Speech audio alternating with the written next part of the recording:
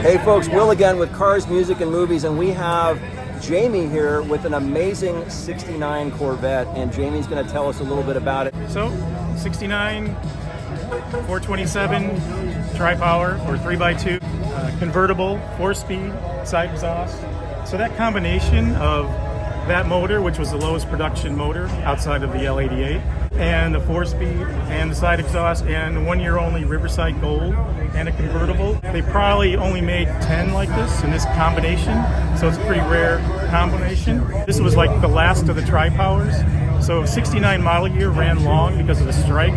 You know, like the 70 Camaros were all called 70 and a half, and all the cars came out in January instead of traditionally in August. So this car was built in November of 69. So the last week of production, November 22nd, it was built. So it was probably one of the very last 427 tri-powers, and in 70 they went to the 454. So this combination of what I just described is a pretty rare combination. It's the L68, which is the 400 horse tri-power or three 2-barrel carburetors. It's hydraulic cam, which you could get with air conditioning. This car was kind of ordered or built as a driver's car.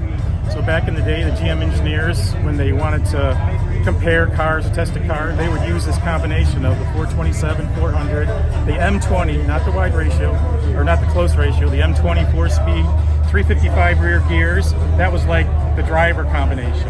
And whoever ordered this probably knew that. And then they ordered, no power steering, no power brakes, no air conditioning, just a motor and a drivetrain and side exhaust, which would be like a driver's car. So I've had it 20 years. It was hot rodded. Somebody had owned it for 25 years. I found all the original owners, the guy that bought it in 1970, and then 5 subsequent owners from there. The first 4 owners were all employees at the Ford factory in Ohio. This car originally came from Ohio, and they were all employees. They were all buddies. So the first guy bought it. He sold it to his buddy at the Ford factory. So these guys were driving to the Ford factory in this car all through the 70s. And then the last guy bought it in 78, and he had it to 2022 years. He kept it. And he did a lot of hot rod stuff. I think he raced it a little bit. So I bought it in Phoenix almost 20 years ago. And an older guy, he was going in for surgery. He was worried he might not make it. He didn't want to leave it with his wife. So he was selling things. So I got it from him. It was hot rodded, and I thought, well, I'll just make it a hot rod. And then when I started getting into it, and I saw there was, all original drivetrain, original born with numbers matching motor, born with transmission, born with rear end, everything about it. And being that combination, I said, this is a pretty rare car, and I'm going to kind of put it back to stock. So got involved with the NCRS, and that led down a rabbit hole. You buy the manual, it's like this thick, and they go through all the casting numbers, all the finishes, all the date codes. And so I started, putting things back, stuff that had been taken off over the years, and putting it back to original, and did that for like almost 2 years. It was a 2-year project. Brought it up on jack stands, cleaned all underneath, found all the chalk marks and the factory marks, and then put it back, and then brought it to NCRS for a chapter judge. And first time through was like 99.7 points out of 100, and got the top flight award.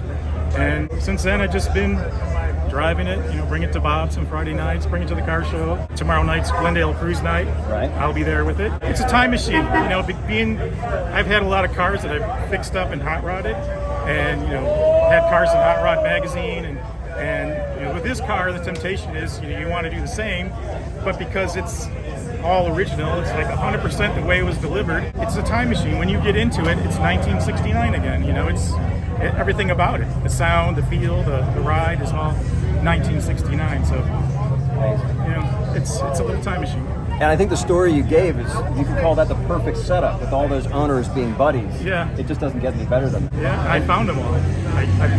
Talked to them all, on the phone. And, so the guys were telling me about, driving it in rainstorms and going off into the medium, and sliding sideways in the mud. And when I cleaned the car, I found that all the mud up in the wheel wells, from this guy telling me a story back from 1974, when he was off the freeway or the expressway in the Midwest and into the mud. So You saw the literal evidence. Yeah. And Jamie, you told us in our little pre-discussion you had a really fascinating story that has a music connection too. Yeah, there was a rock and roll band. They were young kids, like teenager kids, and they saw the car here at Bob's, and they said, hey, we want to do an album cover shoot.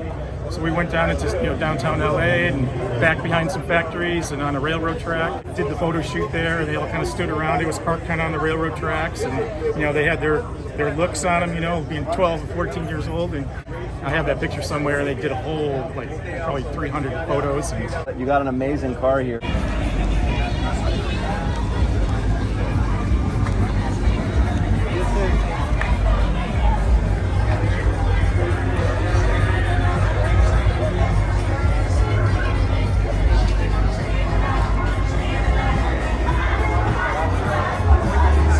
You don't see, as you well know, you don't see these original cars very often, and obviously you did the work to bring it back, and kudos to you, because it's an absolute wonder, this car. Thank you. I really appreciate it. Yeah, absolutely. Yeah. And you might have already said, how many original miles on the car? 47,000. 47,000 on a 69.